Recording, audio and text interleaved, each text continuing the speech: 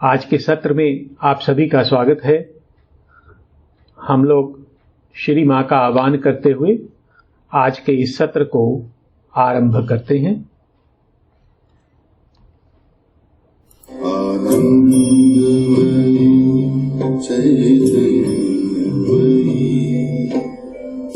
सत्यमयी परमेश्वरी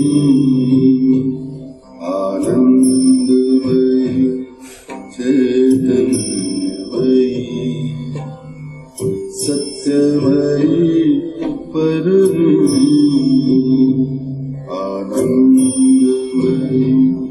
चैतन्यमयी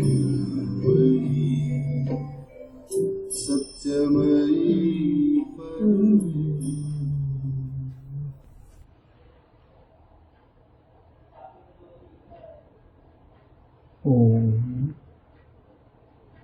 सावित्री पर्व 11 सर्ग 1 पृष्ठ 688 688 the eternal day the souls choice and the supreme consummation. शाश्वत दिवस, आत्मा का चुनाव और सर्वोच्च सिद्धि। इस सर्ग में अभी जो प्रसंग हमारे समक्ष चल रहा है उसमें शाश्वत दिवस के क्षेत्र में सावित्री और परम आनंद और परम प्रेम के देव एक दूसरे के समक्ष खड़े हुए हैं। यह देव सावित्री को उपदेश दे रहे हैं और वह इस जगत के विषय में सावित्री को कुछ सत्य प्रकट करते हुए कहते हैं कि पुरुष और प्रकृति अर्थात आत्मा और जड़ तत्व व्यर्थ ही एक दूसरे से अलग हैं। इन दोनों के मध्य एक काल्पनिक दीवार है। काल और आकाश की ये दीवारें समय के साथ स्वयं समाप्त हो जाएंगी और तुम दोनों उस समय की प्रतीक्षा करो। इसके पश्चात वे देव सावित्री से कहते हैं कि यदि तू चाहे तो तू पृथ्वी और उसके जीवों से अपना संबंध तोड़ सकती है और जगत के इस संघर्ष को छोड़कर तू अपने आनंदमय धाम की ओर प्रस्थान कर सकती है। परंतु सावित्री न केवल इस प्रलोभन और सुझाव को अस्वीकार कर देती हैं, अपितु वे ये कहते हुए सत्यवान को वापस मांगती हैं कि इस धरा पर आनंद की स्थापना के लिए सत्यवान की आवश्यकता है।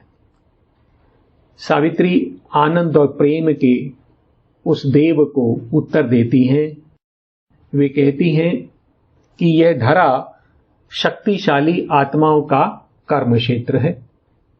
धरा का संघर्ष स्वर्ग के आनंद से कहीं अधिक महान है।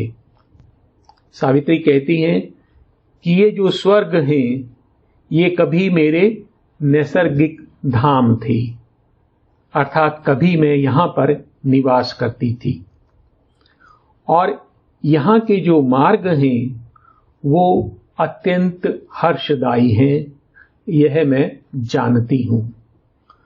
परंतु अब मैंने धरा का संघर्ष युक्त और बोझिल पथ स्वीकार किया है, क्योंकि मेरे अंतर में स्थित प्रेम मानव जाति को अपने गले लगाने के लिए आतुर है और इसलिए ये तेरे स्वर्ग मेरे लिए बहुत दूर हैं। सावित्री कहती हैं कि वह आनंद जो संपूर्ण जगती के साथ साझा नहीं किया जा सकता, जिसको संपूर्ण जगती के साथ बांटा नहीं जा सकता, वह अपूर्ण है। अर्थात वो कह रही हैं कि स्वर्ग में अकेले रहते हुए जो आनंद प्राप्त होता है वह अपूर्ण है और इस धरा पर मृत्यु से संघर्ष करना और भगवान के लिए कार्य करना स्वर्ग के आनंद से भी कहीं अधिक आनंददायी है। और फिर वे उस देव से प्रार्थना करती हैं कि हे प्रभु, धरा के रूपांतरण का कार्य पूरा किए बिना उसे बीच में ना छोड़ो। अंधकार से प्रकाश की ओर मनुष्य की जो यात्रा है, जो उसका प्रयास है, उसको विफल मत होने दो। सावित्री के इस उत्तर के पश्चात वह देव एक बार पुनः सावित्री को समझाने का प्रयास करते हैं। यह जो उपदेश है, यह 4 पृष्ठों में है और हम आज इसमें से जो प्रथम 2 पृष्ठ हैं वह पढ़ेंगे। तो हम लोग पृष्ठ नंबर 688 पर हैं, पंक्ति नंबर 3 पर, और आनंद और प्रेम के देव सावित्री को एक बार पुनः समझाने का प्रयास कर रहे हैं। और उनके उपदेश का मूल भाव यह है कि वे सावित्री को समझा रहे हैं कि वह इस धरा को छोड़कर अपने आनंद धाम में लौट जाए। सर्वप्रथम हम देखेंगे कि वे सावित्री के समक्ष एक प्रश्न रखते हैं और इस प्रश्न के माध्यम से वे सावित्री को समझाने का प्रयास करते हैं कि यह संभव नहीं है कि धरा दिव्य बन जाए और फिर भी बनी रहे। अर्थात धरा और स्वर्ग एक साथ नहीं रह सकते, और यदि धरा को स्वर्ग बनना है तो धरा को समाप्त होना होगा, अर्थात उसको अपना चरित्र छोड़ना होगा। यह जो प्रश्न वो सावित्री से कर रहे हैं। Then with a smile august as noonday heavens, the Godhead of the vision wonderful, how shall earth nature and man's nature rise to the celestial levels, yet earth abide? तो एक प्रश्न कर रहे हैं। कौन? वो the God head of the vision wonderful. तो वहां पर जो अद्भुत दृश्य है उसके जो देव हैं, अर्थात परम आनंद और परम प्रेम के देव, वो कैसी मुस्कान लिए हुए हैं? Then with a smile august as noon day heavens, जो स्वर्ग की दोपहर है, जो प्रकाश से पूर्ण है, ऐसी मुस्कान उनके चेहरे पर है। और ऐसी मुस्कान लिए हुए वह देव सावित्री से प्रश्न करते हैं, how shall earth nature and man's nature rise to the celestial levels? तो यह कैसे संभव है कि पृथ्वी और मनुष्य की प्रकृति जो स्वर्ग के स्तरों तक उठ जाए, अर्थात स्वर्ग जैसी बन जाए। यट अर्थ अबाइड, और फिर भी यह धरा बनी रहे, इसका अस्तित्व बना रहे। अर्थात वो कह रहे हैं ये प्रश्न करते हुए कि यह संभव नहीं कि धरा और मनुष्य स्वर्ग के दिव्यता को प्राप्त कर ले और फिर भी यह धरा बनी रहे। Then with a smile august as noonday heavens, the Godhead of the vision wonderful, how shall earth nature and man's nature rise to the celestial levels, yet earth abide? और इसके पश्चात वह देव सावित्री के समक्ष धरा की अक्षमता, या ऐसा कहें उसकी असमर्थता, अर्थात उसकी जो इनकैपेबिलिटी है, उसके विषय में बता रहे हैं। अर्थात वो सावित्री के समक्ष यह भाव रख रहे हैं कि यह जो धरा है दिव्यता को पाने में असमर्थ है। तो वो कह रहे हैं कि यह जो पृथ्वी है और जो स्वर्ग है, उसके मध्य एक ऐसी खाड़ी है जिसे केवल कुछ लोग ही पार कर सकते हैं। और उन दोनों के जो बीच में जो क्षितिज है, जहां वो दोनों मिलते हुए प्रतीत होते हैं, उनको भी कोई छू नहीं सकता। अर्थात कोई भी व्यक्ति धरा पर रहते हुए स्वर्ग को प्राप्त नहीं कर सकता। Heaven and earth towards each other gaze across a gulf that few can cross। तो ये जो स्वर्ग और पृथ्वी है, ये धरा है, ये एक ऐसी खाड़ी के पार स्थित हैं, उस खाड़ी के छोर पर स्थित हैं कि जिसे केवल कुछ लोग ही पार कर सकते हैं। और जब वो इस खाड़ी को पार करते हैं तो वो धरा को छोड़कर स्वर्ग में जाते हैं। अर्थात धरा पर रहते हुए स्वर्ग को प्राप्त नहीं कर सकते। Heavens and earth towards each other gaze across a gulf that few can cross. None touch, arriving through a vague ethereal mist, out of which all things form that move in space, the shore that all can see but never reach। और वो कहते हैं कि एक अस्पष्ट धुंध है, वेग इथीरियल मिस्ट। तो एक आकाशीय धुंध है, ईथर जिसे कहते हैं, out of which all things form that move in space. और उसी आकाश से उन सभी पदार्थों का निर्माण होता है जो कि उस अंतरिक्ष में विचरण करते हैं। अराइविंग थ्रू अ वेग ethereal mist out of which all things form that move in space. तो उस इथीरियल मिस्ट में से, उस अस्पष्ट जो आकाशीय धुंध है, उसमें से आगे बढ़ते हुए the shore that all can see, एक ऐसा छोर है, ऐसा एक किनारा है जिसे सभी लोग देख सकते हैं। वह वो क्षितिज है जहां पर स्वर्ग और धरा मिलते हुए दिखाई देते हैं।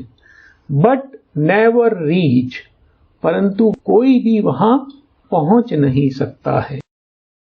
नन टच, और उस क्षितिज को कोई भी छू नहीं सकता है। अर्थात धरा पर रहते हुए यदि कोई स्वर्ग को छूना चाहे तो यह संभव नहीं है। Heaven and earth towards each other gaze across a gulf that few can cross, none touch, arriving through a vague ethereal mist, out of which all things form that move in space, the shore that all can see but never reach। इसके पश्चात वह देव सावित्री से कहते हैं कि जो स्वर्ग का जो प्रकाश है वो कभी कभार धरा को स्पर्श करता है, परंतु यह जो दिव्य अभीप्साएं हैं, दिव्य आनंद के जो दर्शन हैं, जो धरा के हृदय में प्रकट होते हैं, वो बहुत देर तक नहीं ठहर पाते। अर्थात धरा स्वर्ग की दिव्यता का स्वप्न तो लेती है, उस आनंद का दर्शन तो करती है, परंतु उसको अपने में समा नहीं पाती, उसको रोक नहीं पाती। Heaven's light visits sometimes the mind of earth. Its thoughts burn in her sky like lonely stars।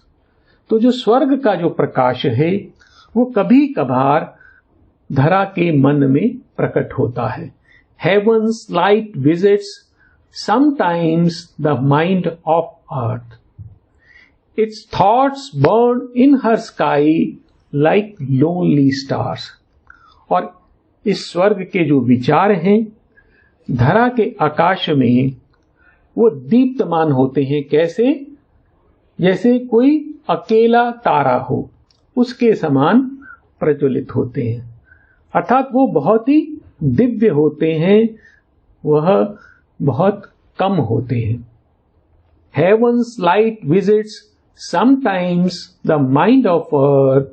Its thoughts burn in her sky like lonely stars.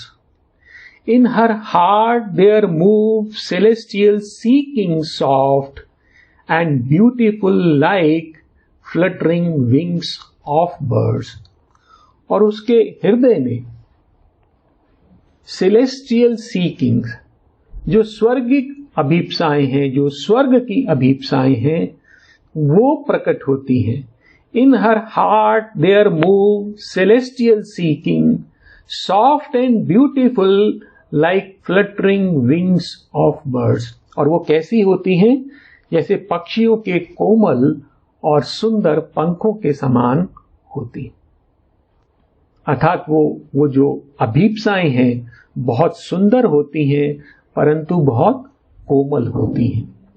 In her heart there move celestial seeking soft and beautiful like fluttering wings of birds, visions of joy that she can never win. और ऐसे दिव्य दर्शन जिसे वो कभी जीत नहीं सकती, अर्थात जिन्हें कभी वह अभिव्यक्त नहीं कर सकती, पकड़ नहीं सकती। Traverse the fading mirror of her dreams. वो जो उस धरा के जो स्वप्नों का जो दर्पण है और जो लुप्त हो रहा है, फेडिंग मिरर, उसमें वो पार करते हुए दिखाई देते हैं। तो वो स्वप्नों में ही वो जो आनंद के दर्शन कर पाती है, उन्हें वह धरा पर प्रकट नहीं कर पाती। Heaven's lights visits sometimes the mind of earth. Its thoughts burn in her sky like lonely stars.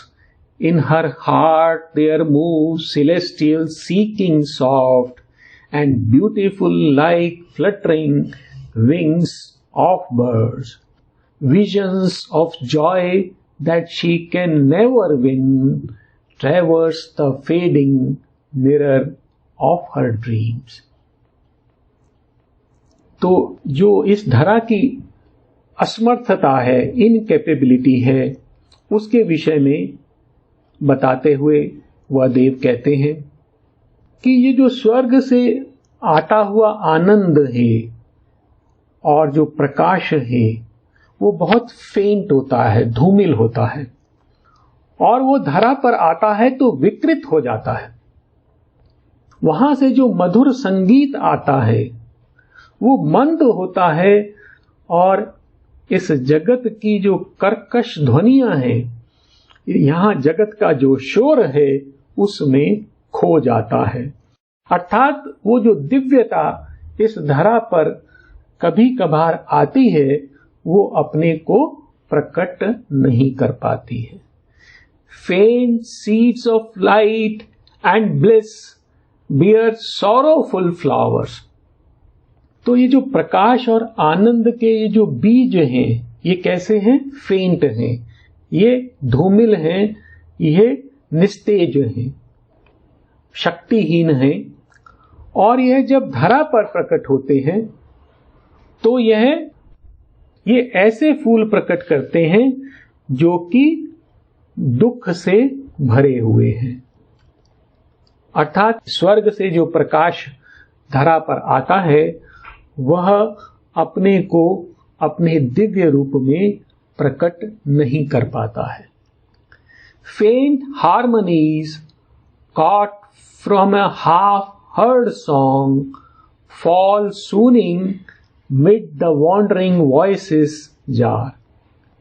ऐसे संगीत जो आधे सुने जाते हैं, आधे पकड़े गए, अर्थात धरा उन संगीत को, उन हार्मनीज को पूर्ण रूप से पकड़ नहीं पाती। और वो कैसी हैं? फेंट हार्मनीज, वो मंद हैं, अस्पष्ट हैं। और वो जब इस धरा पर प्रकट होती हैं तो यहाँ की जो कर्कश ध्वनियां हैं उनके मध्य वह लुप्त हो जाती हैं, सो जाती हैं। Faint seeds of light and bliss bear sorrowful flowers, faint harmonies caught from a half-heard song fall swooning mid the wandering voices jar. Foam from the tossing luminous seas, where dwells the beautiful and far delight of gods, raptures unknown, a miracled happiness thrill her and pass half-shaped to mind and sense. एक और वो उपमा दे रहे हैं कि सुदूर क्षेत्रों से जहां पर देवताओं की सुंदर प्रसन्नता और अज्ञात हर्ष निवास करते हैं, तो ऐसे क्षेत्र अर्थात स्वर्ग जहां पर देवताओं की प्रसन्नता और हर्ष निवास करते हैं, foam from the tossing luminous seas, where dwells the beautiful and far delight of gods, raptures unknown, तो ऐसे क्षेत्रों से ए मिरेकल हैप्पीनेस, एक चमत्कारिक प्रसन्नता, जैसे वो चमकदार समुद्रों के झाग के समान, foam from the tossing luminous sea, तो एक ऐसी प्रसन्नता जो कि समुद्रों के चमकते हुए समुद्रों के झाग के समान है, वो पृथ्वी पर आती है, उसको रोमांचित करती है, thrill her and pass half shape to mind and sense. वो कह रहे हैं कि यह जो ऐसे क्षेत्र हैं, ऐसे चमकदार समुद्र हैं जहां पर जो है देवों की सुंदर प्रसन्नता है, उनका हर्ष है, वो निवास करता है, वहां से चमत्कारी जो प्रसन्नताएं हैं वो झाग के समान धरा पर आती हैं, उसको रोमांचित करती हैं, परंतु वह वहां पर प्रकट नहीं हो पाती, अभिव्यक्त नहीं हो पाती।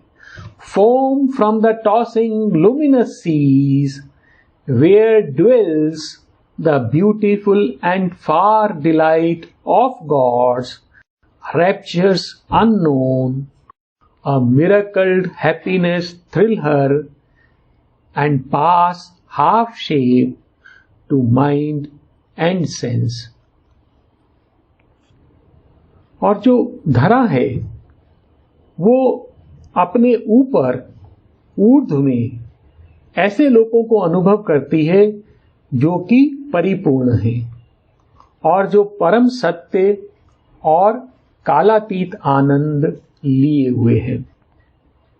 Above her little finite steps she feels, careless of the not all powers, words which weave out a strange perfection beyond law and rule, a universe of self-found felicity, an inexpressible rhythm of timeless beats। तो धरा के कदम कैसे हैं, धरा की गति कैसी है? छोटे छोटे कदमों के समान है। तो धरा जो है अपने ध्येय की ओर, अपनी नियति की ओर धीरे धीरे कदमों से बढ़ रही है। Above her little finite steps she feels, और वह जब छोटे छोटे कदमों से आगे बढ़ रही है तो ऊर्ध्व में वो क्या अनुभव करती है? ऐसे लोगों को अनुभव करती है जो कि केयरलेस ऑफ नॉट और पॉज, जो किसी भी ग्रंथि के, किसी भी गांठ की परवाह नहीं करते हैं। या किसी भी ठहराव की, किसी भी अवकाश की परवाह नहीं करते। अर्थात उनकी गति में कोई भी ठहराव नहीं है, कोई भी गांठ नहीं है। Words which weave out a strange perfection beyond law and rule. तो वो ऐसे लोगों को अनुभव करती है कि जो एक ऐसी पूर्णता को निर्मित करते हैं जो कि नियमों और विधानों से परे है। तो जो धरा है वो नियमों से बंधी हुई है, विधानों से बंधी हुई है, परंतु यह जो लोग कहें जिनको धरा अपने ऊपर अनुभव करती है, ये कैसे हैं? Above her little finite steps she feels, careless of knot or pause, words which weave out a strange perfection beyond law and rule। तो वहां पर एक विचित्र पूर्णता है जो नियमों और विधानों से परे है। ए universe of self found felicity, एक ऐसा ब्रह्मांड है जो आत्म आधारित आनंद लिए हुए है। An inexpressible rhythm of timeless beats, और वहां पर जो धड़कने हैं वो कालातीत हैं, काल से बंधी हुई नहीं है, और उनका जो लय है, उनका जो ताल है वो अकथनीय है, इनएक्सप्रेसिबल है। An inexpressible rhythm of timeless beats, the many movemented heartbeats of the one। और उन लोगों में क्या है? वो जो परम एक है उसका हृदय अनेकों गतियां लिए हुए है, अर्थात उसकी कोई एक गति नहीं है, उसमें अनेक प्रकार की गतियां हैं। The many movemented heartbeats of the one, magic of the boundless harmonies of self। और वहां आत्मा की असीम संगतियों का जादू है। Order of the freedom of the infinite, वहां पर अनंत की जो स्वतंत्रता है उससे नियमित व्यवस्था है, रचना है। The wonder plastics of the absolute, वहां पर जो परम निरपेक्ष है उसके आश्चर्यकारी पदार्थ हैं। वंडर प्लास्टिक, प्लास्टिक जो है अपने आप में एक आश्चर्यकारी पदार्थ है, ऐसे पदार्थ वहां पर हैं। ये प्लास्टिक का अर्थ ये नहीं कि वहां पर प्लास्टिक है, मतलब ऐसे पदार्थ हैं जो कि अद्भुत हैं। Above her little finite steps she feels, careless of knot or pause, words which weave out a strange perfection beyond law and rule, a universe of self-found felicity, an inexpressible rhythm of timeless beats, the many movemented heartbeats of the one, magic of the boundless harmonies of self, order of the freedom of the infinite, the wonder plastics of the absolute। तो जो जगती है, ये जो धरा है, जब वह छोटे छोटे कदमों से आगे बढ़ रही है तो वह अपने ऊर्ध्व में ऐसे लोगों का अनुभव करती है जो कि परिपूर्ण है और परम सत्य और परम आनंद लिए हुए हैं। There is the all truth and there the timeless bliss। तो ये उन्हीं लोगों का वर्णन है कि वहां पर संपूर्ण सत्य है, वहां पर कालातीत आनंद है। परंतु ये धरा की स्थिति क्या है? तो ये कंपेयर कर रहे हैं स्वर्ग से, उन लोगों से जो परिपूर्ण हैं, और धरा से, का परस्पर एक कंपैरिजन कर रहे हैं, एक तुलना कर रहे हैं। वो कह रहे हैं कि जो पृथ्वी है उसकी जो रचनाएं हैं अपूर्ण हैं, but hers are fragments of a star lost gleam, hers are but careless visits of the gods. इस पृथ्वी पर जो रचनाएं हैं वो कैसी हैं? एक ऐसा तारा जो कि लुप्त हो चुका है, उसकी जो चमक के अवशेष के समान है, अर्थात वो एक प्रकार से बहुत हल्की रचना है। But hers are fragments of a star lost gleam, hers are but careless visits of the gods. और उसकी जो रचनाएं हैं वो कैसी हैं? जैसे देवताओं की एक लापरवाह स्पर्श हो। तो देवता यहां पर आते तो हैं, स्पर्श भी करते हैं, परंतु वह जो स्पर्श है वो लापरवाह है, अर्थात वह पूर्ण रूप से अपने को अभिव्यक्त नहीं करते। But hers are fragments of a star lost gleam, hers are but careless visits of the gods. They are a light that fails, a word soon hushed, and nothing they mean can stay for long on earth. तो वो जो रचनाएं हैं कैसी हैं? They are a light that fails. तो वो ऐसे प्रकाश हैं जो विफल हो जाते हैं। ए वर्ड सून हस्ट, एक ऐसा शब्द है, ऐसी शक्ति है जो शीघ्र शांत हो जाती है। And nothing they mean can stay for long on अर्थ। और यह जो प्रकाश आता है धरा पर, यह जो शब्द प्रकट होता है, उनका जो उद्देश्य होता है वो धरा पर बहुत समय तक नहीं रह पाता। They are a light that fails, a word soon hushed, and nothing they mean can stay for long on earth. There are high glimpses, not a lasting sight. तो वहां पर भव्य झलकियां हैं, परंतु कोई भी स्थायी रचना नहीं है।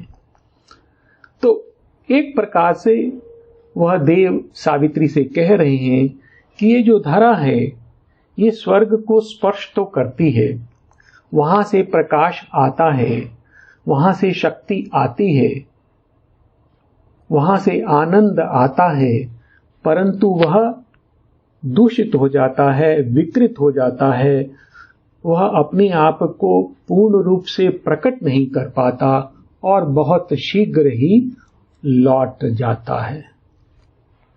There are high glimpses, not the lasting site.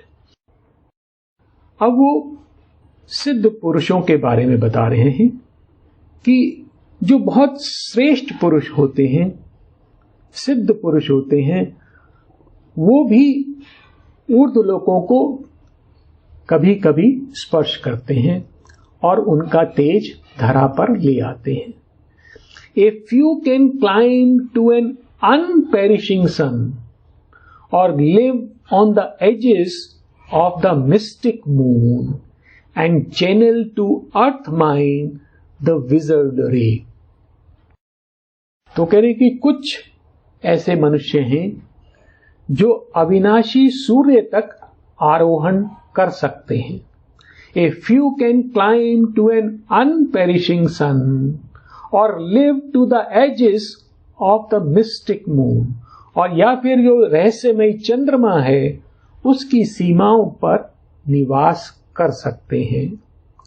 And channel to earth mind the wizard ray, और वह जो अलौकिक रश्मि है, दिव्य किरण है, उसको धरा पर उतार कर ला सकते हैं। The heroes and the demi gods are few, और यह जो लोग स्वर्ग को छूते हैं वो बहुत कम होते हैं। The heroes and the demigods are few, to whom the close immortal voices speak, and to their ex the heavenly clan are near।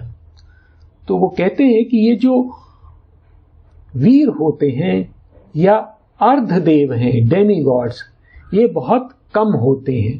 The heroes and the demigods are few, to whom the close immortal voices speak, जिनको ये जो गोपित अमर वाचाएं हैं जिनसे वार्ता करती, अर्थात जिनके समक्ष वो सत्य प्रकट करती हैं।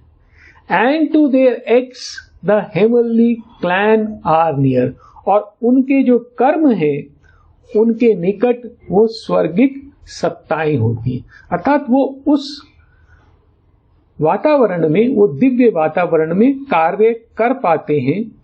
उनके चारों ओर जो अमर वाचाएं होती हैं, स्वर्गिक सत्ताएं होती हैं, ऐसे लोग बहुत कम होते हैं। The heroes and the demigods are few, to whom the close immortal voices speak, and to their ex the heavenly clan are near। और यही भाव गीता में भी आता है।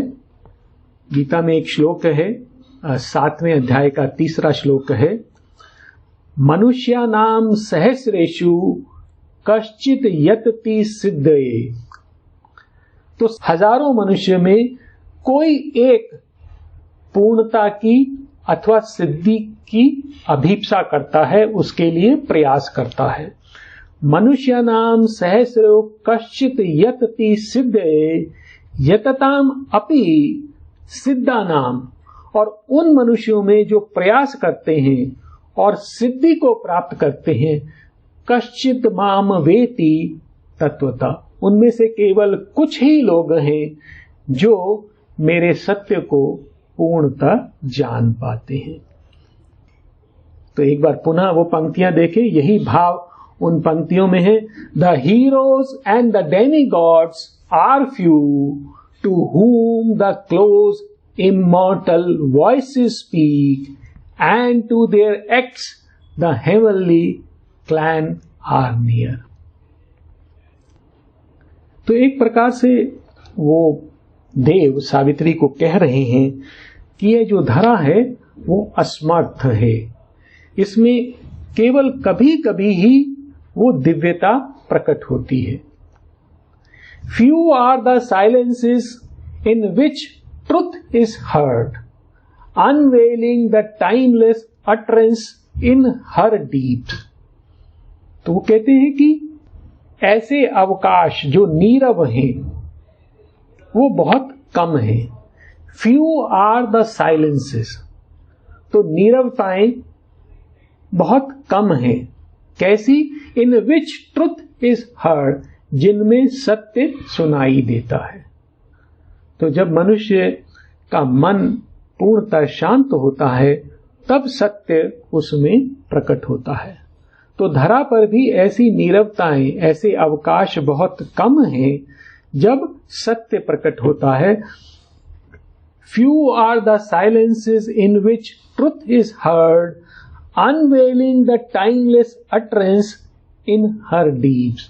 और यह जो सत्य है वो जो कालातीत शब्द है, जो गोपित है, उसको प्रकट करता है। Few are the splendid movements of the seers, और जो ऋषि हैं उनके भी जो भव्य क्षण हैं जिनमें वह स्वर्ग को स्पर्श करते हैं, वो अति विरल होते हैं, वो बहुत कम होते हैं। अर्थात धरा यह बहुत कभी कभार ही उस स्वर्ग को स्पर्श कर पाती है अथवा उसकी दिव्यता को प्राप्त कर पाती है। Few are the silences in which truth is heard, unveiling the timeless utterance in her deeps. Few are the splendid movements of the seers।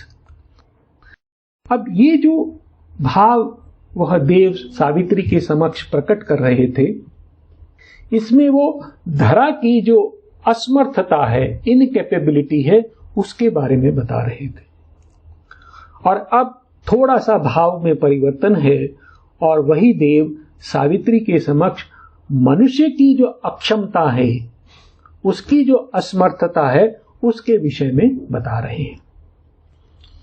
Heaven's call is rare, rarer the heart that heeds।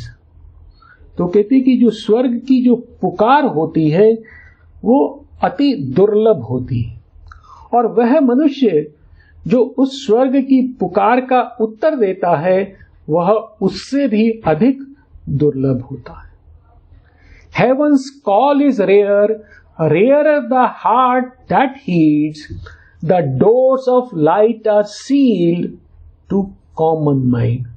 तो जो प्रकाश के जो द्वार हैं वो सामान्य जन के लिए, सामान्य मनुष्य के लिए बंद रहते हैं। And earth's needs nail to earth the human mass।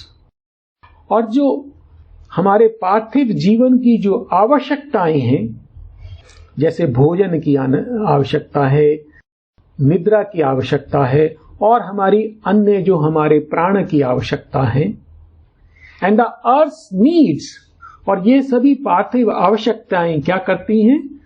Nail to earth the human mass, वो मनुष्य जाति को धरा से बांधे रखती हैं। इन आवश्यकताओं के कारण हम उठ नहीं पाते हैं। The doors of lights are sealed to common mind and earth needs nail to earth the human mass only in an uplifting hour of stress men answer to the touch of greater things। और कहते वो कभी कभार ऐसे क्षणों में जो संघर्ष के क्षण होते हैं, ऐसी घड़ियों में, ऐसे पलों में जो हमें ऊर्ध्व की ओर ले जाते हैं, अपलिफ्टिंग आवर्स, ऐसे क्षणों में, ऐसे पलों में मनुष्य जो है, जो महतर शक्तियां हैं, महतर तत्व हैं, उनके स्पर्श का उत्तर देते हैं। अर्थात ऐसा कभी कभार होता है जब मनुष्य ऊपर से जो दिव्यता प्रकट हो रही है उसका उत्तर देते हैं। Heaven's call is rare, rare the heart that heeds, the doors of light are sealed to common mind, and earth's needs nail to earth the human mass only in an uplifting hour of stress men answer to the touch of greater things। और ऐसा भी होता है कि कभी कभार स्वर्ग से आई शक्तियां मनुष्य को ऊपर उठाने का प्रयास करती हैं। तब क्या होता है? और raised by some strong hand to breathe heaven air, या फिर कभी कभी कोई शक्तिशाली हाथ, कोई दिव्य हस्त मनुष्य को ऊपर उठाता है। किस लिए? टू ब्रीथ हेवन एयर, उस स्वर्ग की वायु में श्वास लेने के लिए। और raised by some strong hand to breathe heaven air they slide back to the mud from which they climb. और जब वह हाथ उन्हें ऊपर उठाता है, परंतु वह पुनः उस मिट्टी में जिससे वो बने हैं, जिससे वो उठते हैं, उसमें वापस गिर जाते हैं। They slide back to the mud from which they climb, in the mud of which they are made, whose law they know, they joy in safe return to a friendly base।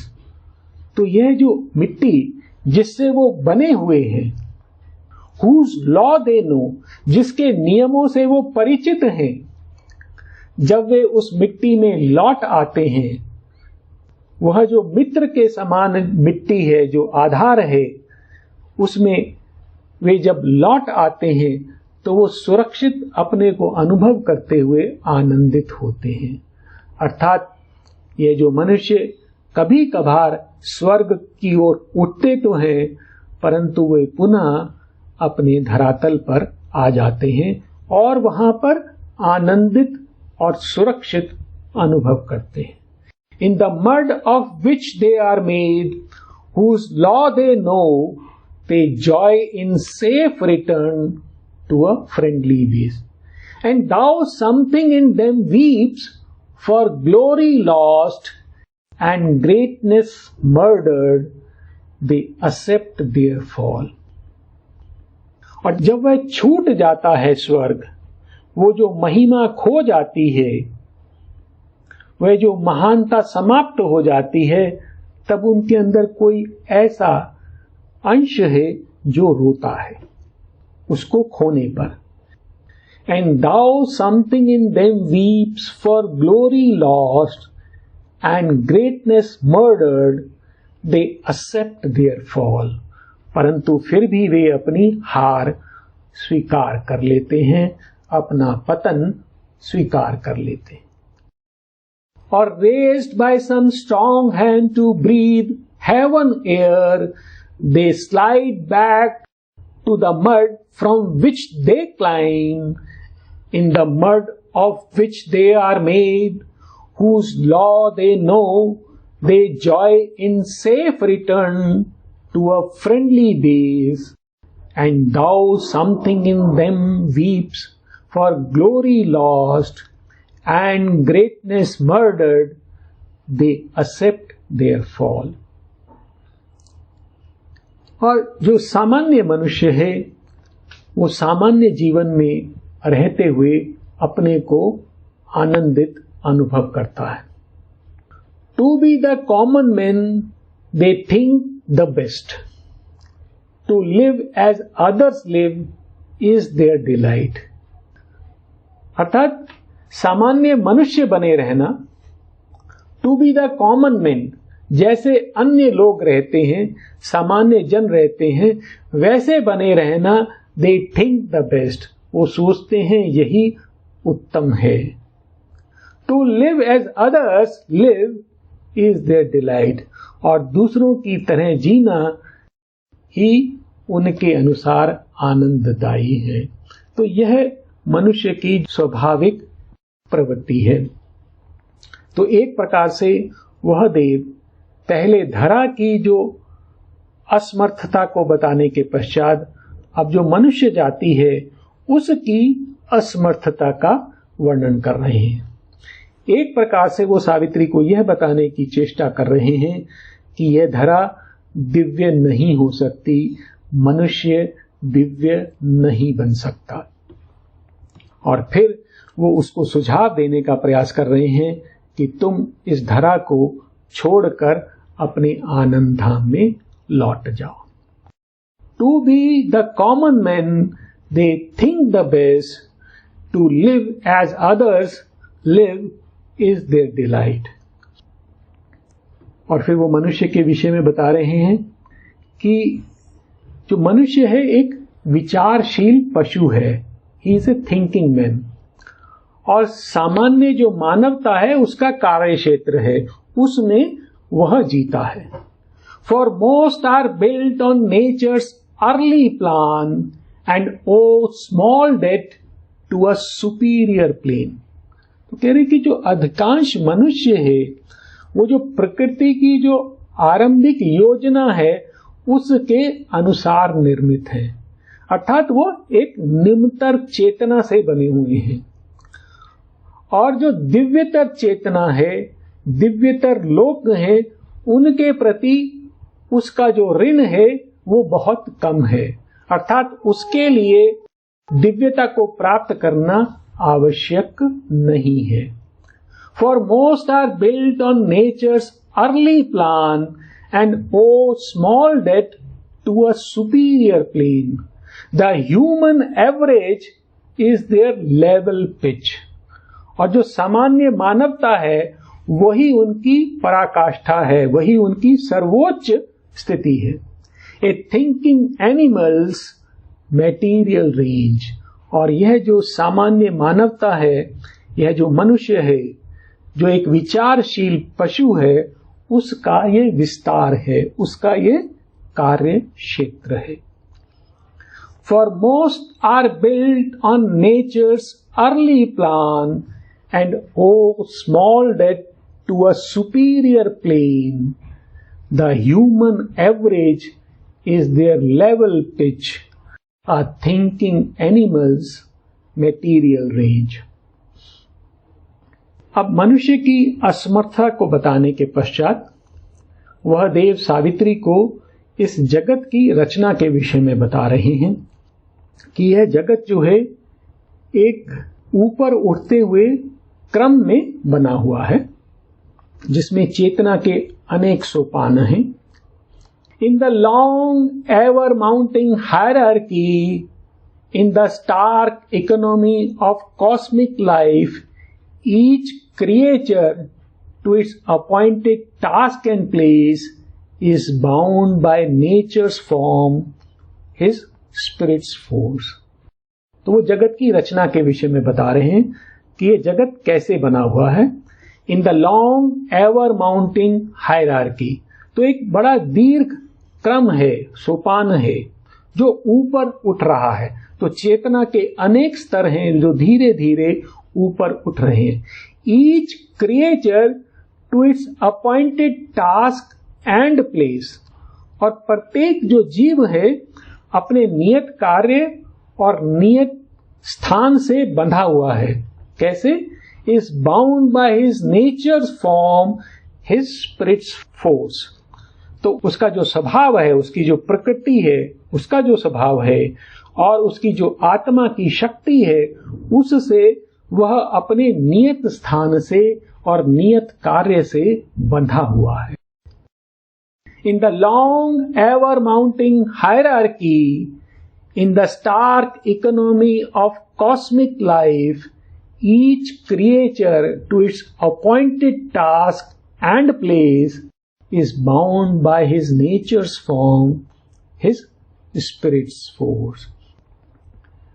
और वो फिर कहते हैं कि यदि इस क्रम को तोड़ा जाए, डिस्टर्ब किया जाए, तो क्या होगा कि यह जो धरा की जो नियति है उसमें एक बहुत बड़ी दरार आ जाएगी, अर्थात उसको पाना, उस नियति को पाना कठिन हो जाएगा। तो एक प्रकार से वो सावित्री को कह रहे हैं कि इस धरा को, इस जगत को तू अपनी गति से चलने दे, क्योंकि इसमें एक योजना निहित है। If this were easily disturb, तो यह जो क्रम बना हुआ है चेतनाओं का, जीवों का, अगर इसको तोड़ दिया जाता, सरलता से यह टूट जाए, if this were easily disturb, it would break the settled balance of created things. यह जो संतुलन है उसको तोड़ देगा। The perpetual order of the universe would tremble, और यह जो विश्व की व्यवस्था बनी हुई है, जो कि स्थायी है, वो कांप उठेगी, वो टूट जाएगी। And a gap yawn in woven fate, और यह जो व्यवस्था है इसमें एक नियति भर दी गई है, वूवन फेट, उसके अंदर एक गैप आ जाएगा, एक अंतराल आ जाएगा। तो इसलिए वो कह रहे हैं सावित्री से, उसको समझाने का प्रयास कर रहे हैं कि तू इस धरा को अपनी गति से आगे बढ़ने दे।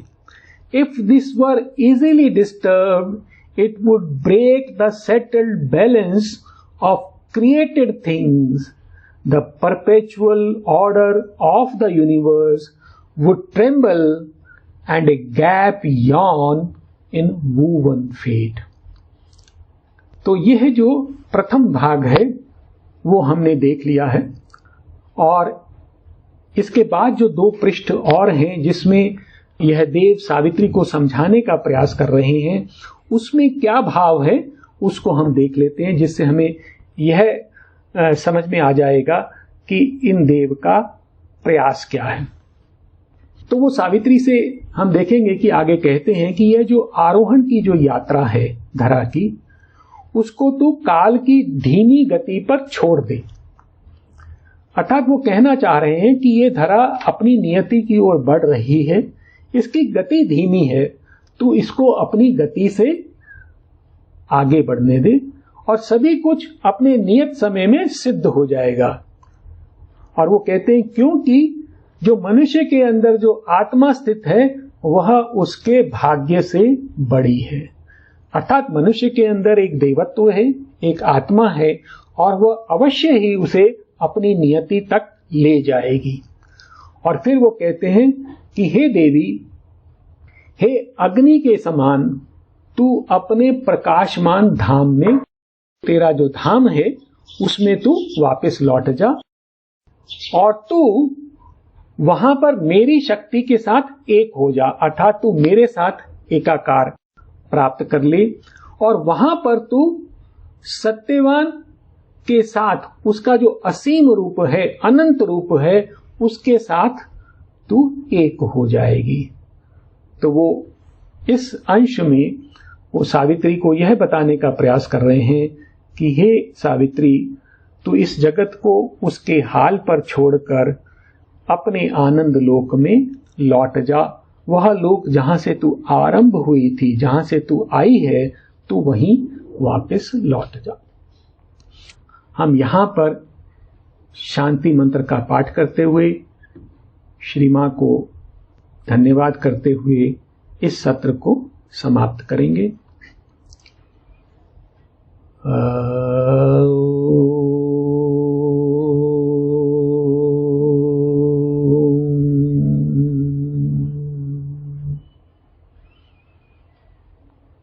शांति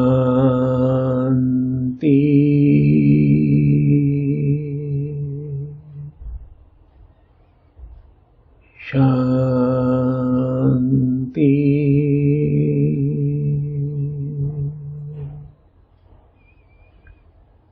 शांति।